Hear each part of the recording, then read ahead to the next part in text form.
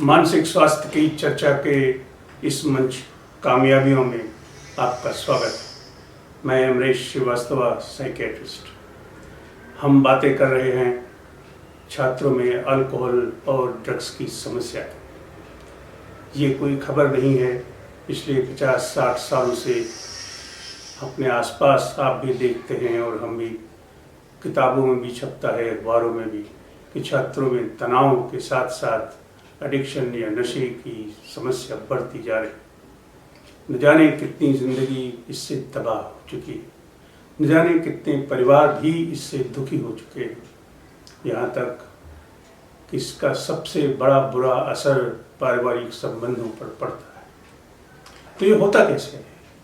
सारे कॉन्सिक्वेंसेस में one of the biggest impact which comes is in the relationship of the boy and the girl in question and the family.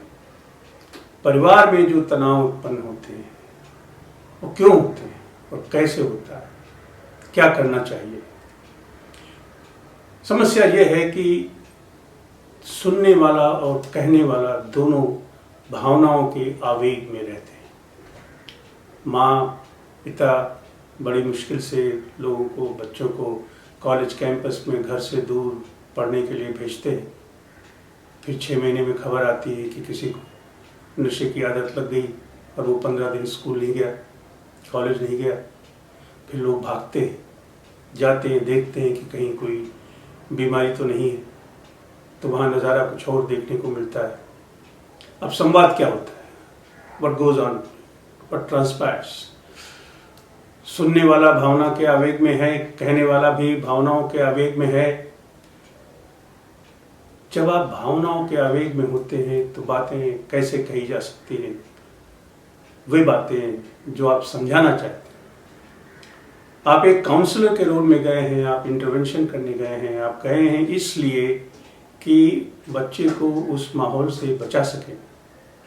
पहले तो जरूरी ये है कि उसकी बात सुनी जाए, और उसकी बात सुनी जाने के लिए ये आवश्यक है कि उसे समय दिया जाए। ह्यूमिलिएट करना, डांटना, गालियां देना, मारना, अब्यूज़ करना, पैसे बंद कर देना, प्रताड़ना देना वगैरह वगैरह, जो एक आम चलन, आम व्यवहार है, वो ठीक नहीं है। उसके परिणाम अच्छे नहीं होते बहुत। फिर स्टूडेंट्स क्या करते हैं? उन्हें अपने दिन प्रतिदिन की पढ़ाई और वहाँ का प्रेशर भी रहता है, और ये समस्या भी सुलझानी रहती है कि मुझे नशे की आदत क्यों लग गई, ये समझाना है कि मैं इसमें कैसे फंस गया। एक तरफ वो समझाने का प्रयास करते हैं, दूसरी तरफ शरीर में जो क्रेविंग होती है वो दूसरी तरफ खींच के ले जाती है। शाम को फिर वही नशा करना है, नशे में घर आना है, और नशे में ही बातचीत भी होनी। आवश्यकता इस बात की है कि दोनों लोग एक दूसरे को समझें। बात तब करिए जब ना तो भावनाओं के आवेग में हो, ना नशे में हो। बात ना सामाजिक मूल्यों पे होनी चाहिए, ना केवल नैतिक मूल्यों पे होनी चाहिए। बात स्वास्थ्य के मूल्यों पर होनी चाहिए, जीवन के मूल्यों पर होनी चाहिए।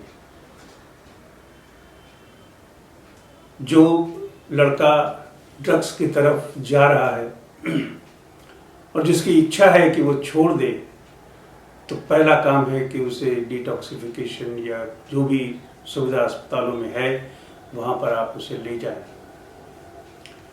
उसे ये कहना कि हमने अपनी जान लगा दी तुम्हारी पढ़ाई में और तुम कुछ नहीं करोगे, जजमेंट पास करने वाले हम कोई नहीं है। कल क्या होगा ये कोई नहीं जानता।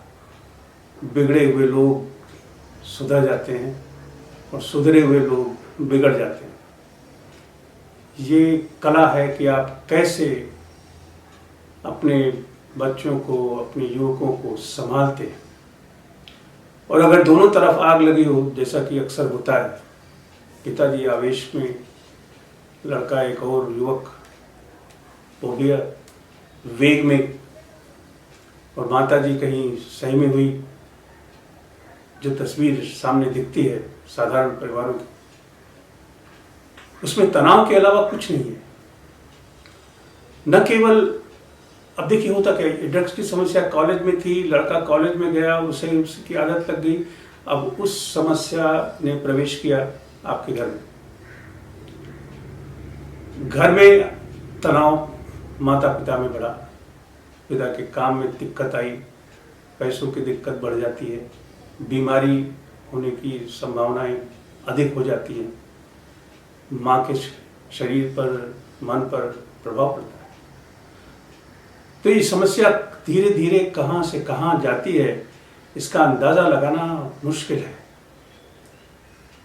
आप चाहें तो आप सब तस्वीर सामने देख सकते हैं कि कितनी विकट है और कितनी कठिन है, क्योंकि इसकी कोई बाउंड्री नहीं है, पानी की तरह धीरे धीरे धीरे धीरे फैलता रहता है। तो आवश्यकता इस बात की है कि समझ बूझ से काम लें। जो कंजम्पशन कल तक हो चुका है उसके लिए तो आप कुछ नहीं कर सकते। आप जो कर सकते हैं वो ये है कि उसे सूचना दें, सही सूचना दें कि ये क्या है, क्योंकि ये वही लड़का है जो कॉलेज में आने के पहले तक उसने ऐसी कोई हरकत नहीं की थी। तो फिर बात क्या है कि ये ऐसा हुआ है? बात तो निश्चित यही है कि तनाव। कॉलेजेस में लोग आते हैं तो सबसे पहली मनोवैज्ञानिक समस्या लोगों को शुरू हो जाती है होम सिकनेस। शाम हुई, क्लासेस खत्म हुई, हॉस्टल है, अकेलापन है, लोग दोस्त नहीं हैं, माँ के बनाए हुए खाने, उनकी याद, घर की गपशप। मुझे यकीन है कि आज भी ऐसा ही होता होगा।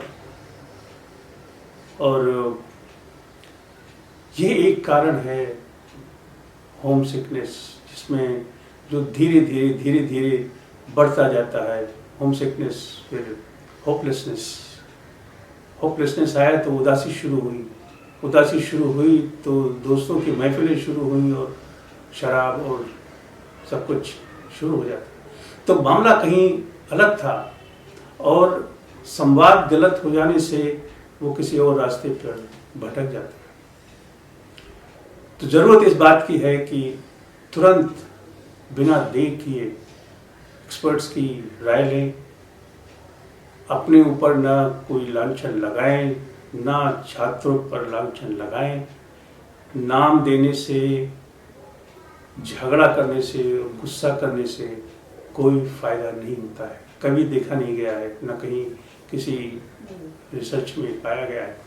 हाँ, परिवार चाहे तो जिंदगी बना सकता है, परिवार चाहे तो जिंदगी बिगाड़ सकता है। अगर आपने अच्छी पार्टनरशिप स्टैब्लिश की है ट्रीटमेंट में, तो जिस डॉक्टर के पास आप जा रहे हैं वहाँ उसे भी आपके बच्चे का इलाज करने में सुविधा होगी, क्योंकि आपके सहयोग के बिना नशे की आदत का छोड़ना या उसका इलाज करना संभव नहीं है। स्टूडेंट्स को, छात्रों को न केवल तनाव से मुक्ति पानी है, बल्कि उन्हें अपनी खोई हुई जमीन भी वापस चाहिए।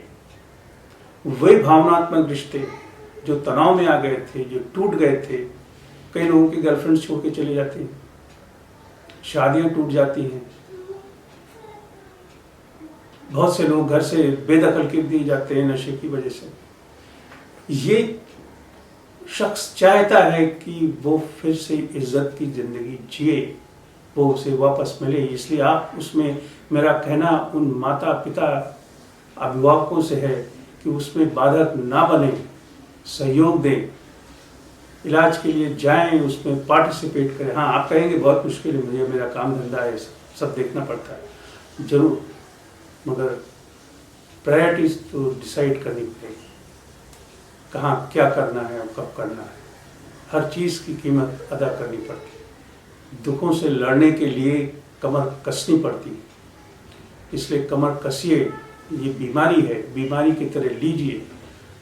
अगर लड़के ने बता दिया है कि मुझे नशे की आदत लग गई है, तो आप भगवान को अपना शुक्रिया अदा कीजिए कि उसने आज ही बता दिया, 2 साल और देर नहीं की, तो आप कुछ कर सकते हैं, आपको समय मिल गया। वरना ये चलता रहता है, लोग फेल होते रहते हैं, बातें चलती रहती हैं और बहुत बाद में लोगों को पता चलता है कि मामला तो कुछ और था, ये स्कूल में जाता नहीं था, नशे में पड़े रहते।